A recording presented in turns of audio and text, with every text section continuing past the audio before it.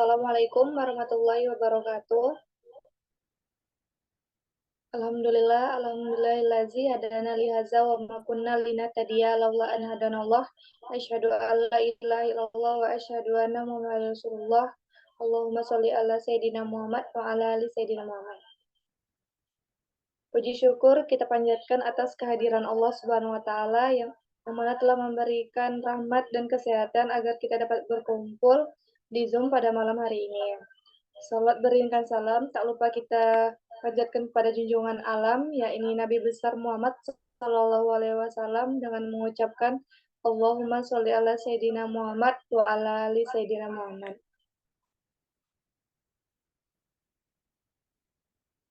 Baik, kami dari kelompok 13 dengan saya sendiri yang bernama Mulia Putri Wijaya sebagai moderator dan pemateri pertama yaitu Emil Safitriana dan pemateri kedua itu Lutfi Alvina. Baik, tanpa memperpanjang waktu, kita langsung saja mempresentasikan hasil makalah kami dari kelompok 13. Yang pertama, pemateri pertama yaitu Emilsa. Kepada Emilsa, waktu dan tempat dipersilakan. Terima kasih moderator. Saya akan membacakan materi tentang pengertian efektivitas komunikasi. Komunikasi adalah upaya yang sistematis untuk merumuskan secara tegas asas-asas penyampaian informasi serta pembentukan pendapat dan sikap komunikasi. Dapat disimpulkan bahwa komunikasi bukan hanya sekedar proses penyampaian pesan, tapi dari pesan tersebut akan dapat membentuk kepercayaan. Sikap pendapat merubah perilaku orang lain atau juga perubahan tingkah laku publik. Komunikasi adalah proses penyampaian pesan oleh komunikator kepada komunikan melalui media yang menimbulkan efek tertentu. Komunikasi berdampak pada individu atau kelompok yang terlibat dalam proses komunikasi. Komunikasi efektif adalah pertukaran informasi, ide, perasaan yang menghasilkan perubahan sikap sehingga terjalin sebuah hubungan baik antara pemberi pesan dan penerima pesan. Pengukuran efektivitas dari suatu proses komunikasi dapat dilihat dari tercapainya tujuan si pengirim pesan. Efektivitas komunikasi organisasi menurut Goldhaber dan Barnett 1995 berakar dari teori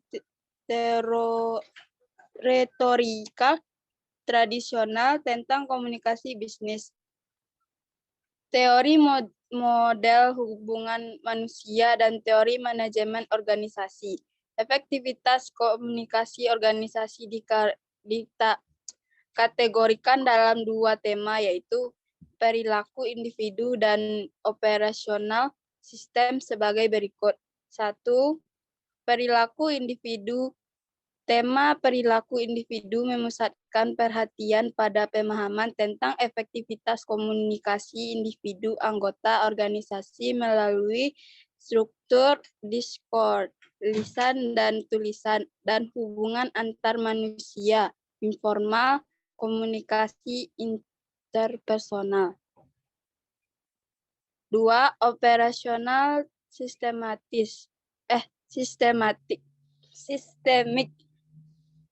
Lanjut.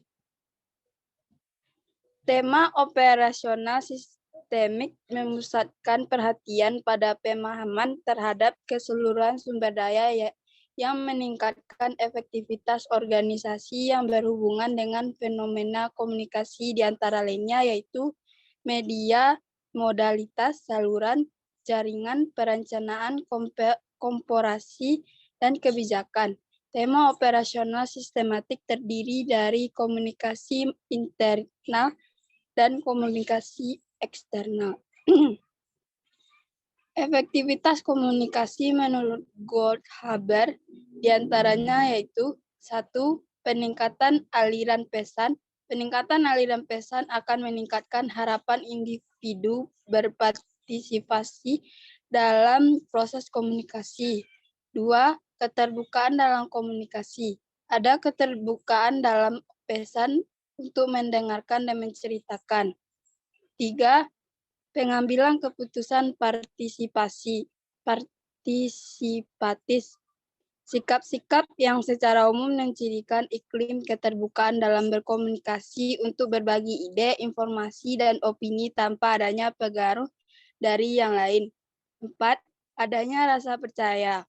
Sejauh mana sumber-sumber pesan atau aktivitas komunikasi dapat dipercayai. 5. Adanya interdependen, adanya keterkaitan antara jaringan komunikasi dalam organisasi. 6. Adanya umpan balik. Pesan yang diterima, dipahami, dan disampaikan kembali sehingga terjadi pertukaran pesan. Sekian materi dari saya kembalikan ke moderator.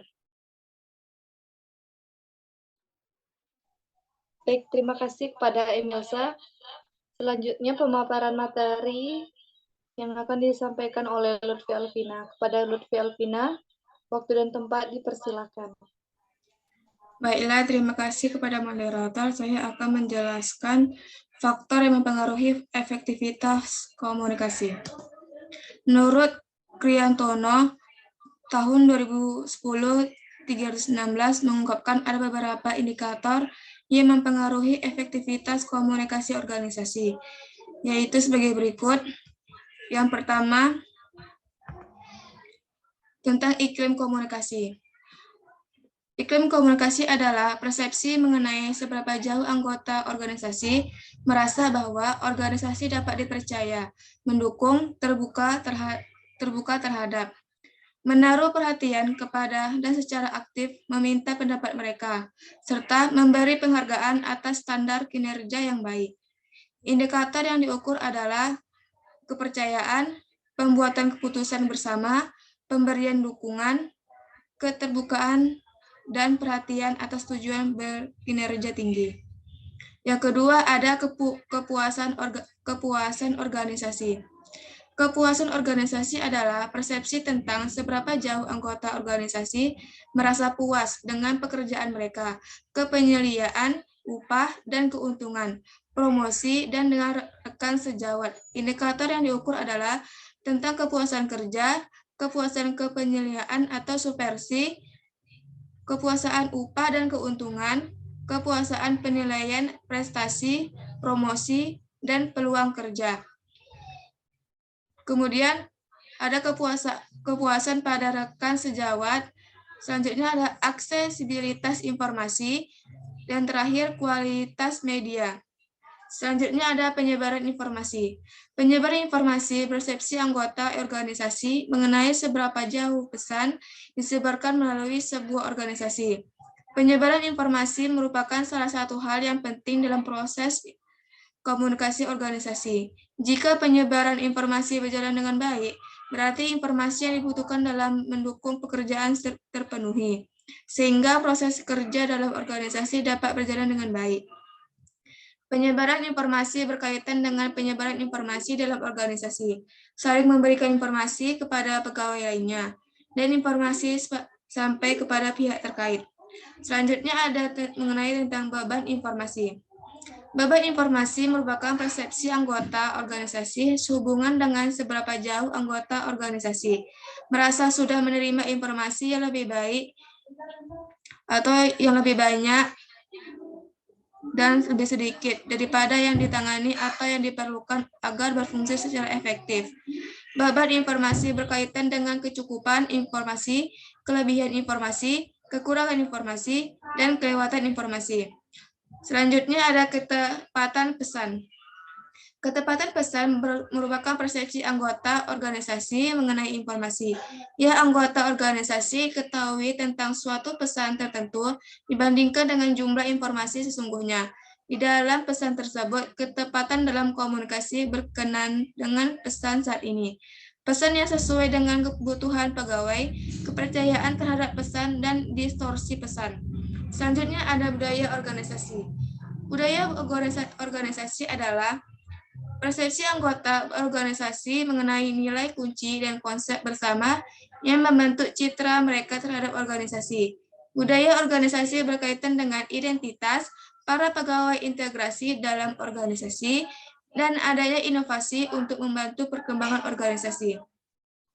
Komunikasi dikatakan efektif apabila pesan yang diterima dan dimengerti sebagaimana dimaksud oleh pengirim pesan, pesan ditindaklanjuti dengan perbuatan sukarela oleh penerima pesan dan dapat meningkatkan kualitas hubungan antar pribadi, dan tidak ada hambatan dalam komunikasi.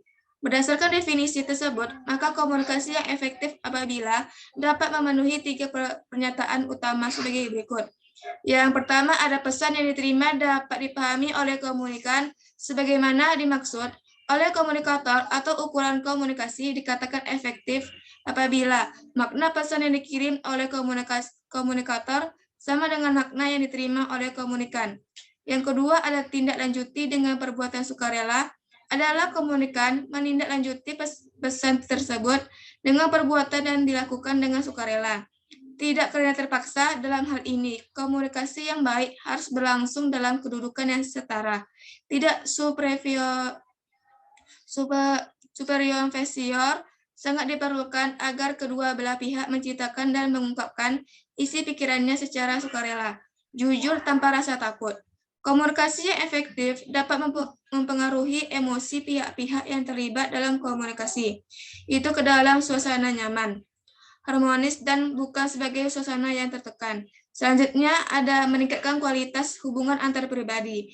Efektivitas dalam komunikasi akan mendorong terjadinya hubungan yang positif terhadap rekan kerja, warga, dan kolega. Hubungan yang positif ini menyebabkan pihak-pihak yang saling berkomunikasi merasakan memperoleh manfaat dari komunikasi itu, sehingga merasa memelihara hubungan antar sejawat kerja. Selanjutnya saya alihkan kepada moderator. Baik, terima kasih kepada Lutfi Alvina. Selanjutnya materi yang akan saya bacakan sendiri yaitu tentang cara meningkatkan efektivitas komunikasi. Yang pertama, caranya itu kesadaran akan kebutuhan komunikasi efektif. Karena berbagai hambatan organisasional dan antar pribadi, komunikasi efektif tidak dapat dibiarkan terjadi begitu saja. Manajer harus memainkan peran penting dalam proses komunikasi, di mana hanya dengan cara itu kemudian dapat diambil langkah-langkah untuk meningkatkan efektivitas komunikasi. Pentingnya komunikasi menyebabkan banyak perusahaan besar menggunakan para ahli komunikasi. Para spesialis komunikasi ini membantu perbaikan komunikasi dengan bantuannya kepada para penyedia memecahkan masalah-masalah komunikasi internal. Yang kedua, ada penggunaan umpan balik. Peralatan penting pengembangan komunikasi lainnya adalah penggunaan umpan balik. Berita-berita yang dikirim. Komunikasi dua arah ini memungkinkan proses komunikasi berjalan lebih efektif. Manajer dapat menciptakan lingkungan yang mendorong dengan umpan balik dan mendapatkan umpan balik melalui kegiatan mereka sendiri. Cara manajer berkomunikasi dengan para bawahannya dapat menentukan jumlah umpan balik yang akan mereka terima. Di samping itu, tipe komunikasi yang digunakan dan lingkungan komunikasi penting dalam penentuan umpan balik macam apa yang akan didapatkannya. Dalam hal ini, manajer perlu memainkan peran aktif dalam pengadaan umpan balik tersebut. Sebagai contoh, setelah memberikan penugasan suatu pekerjaan, manajer dapat bertanya, apakah saudara mengerti? Atau apakah saudara mempunyai pertanyaan? Atau apakah ada yang belum saya jelaskan? Tetapi pertanyaan-pertanyaan itu tidak mendorong timbulnya jawaban-jawaban. Sehingga pendekatan yang lebih langsung dapat dilakukan dengan mengatakan, pekerjaan ini adalah penting. Sebab itu, pahami benar setiap langkah. Laporkan kepada saya apa yang akan saudara lakukan. Di lain pihak, para manajer perlu secara aktif mencari umpan balik.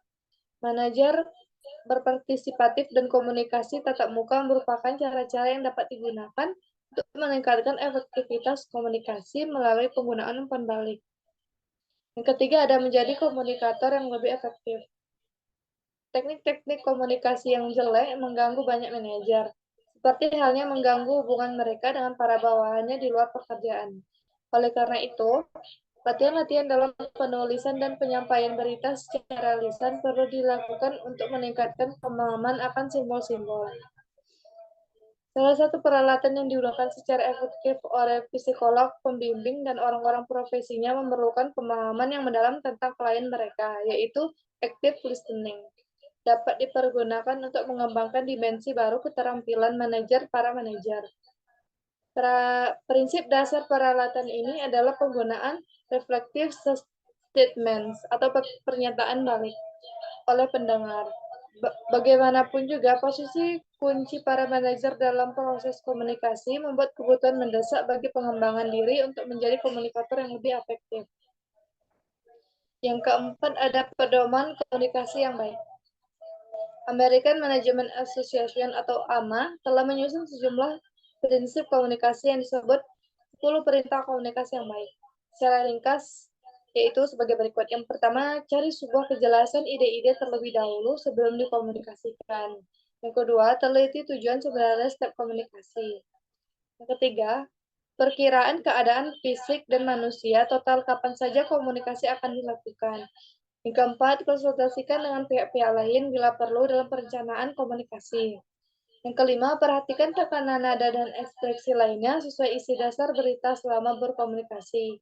Yang keenam, ambil kesempatan bila timbul untuk mendapatkan segala sesuatu yang membantu umpan balik. Yang ketujuh, ikuti lebih lanjut komunikasi yang telah dilakukan. Yang kedelapan, perhatikan konsistensi komunikasi.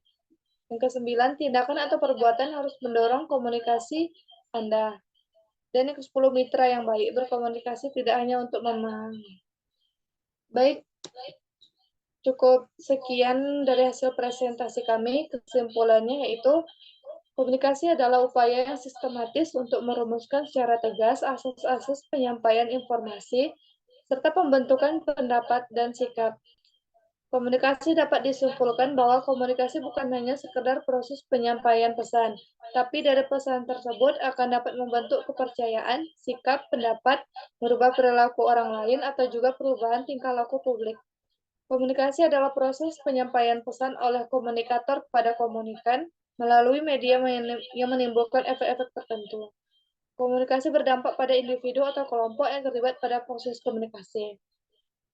Beberapa indikator yang mempengaruhi efektivitas komunikasi organisasi ada 6. Yang pertama, iklim komunikasi. Yang kedua, kepuasan organisasi. Yang ketiga, penyebaran informasi. Yang keempat, beban informasi. Yang kelima, ketetapan pesan. Yang keenam, budaya organisasi. Dan cara-cara meningkatkan efektivitas komunikasi organisasi, yaitu dengan cara kesadaran akan kebutuhan komunikasi efektif, kesadaran akan kebutuhan komunikasi yang efektif dan tidak efektif, habis itu penggunaan umpan balik, dan menjadi komunikator yang lebih efektif, serta pedoman komunikasi yang baik. Baik, cukup sekian hasil presentasi dari kami. Lebih dan kurang saya mohon maaf. Assalamualaikum warahmatullahi wabarakatuh.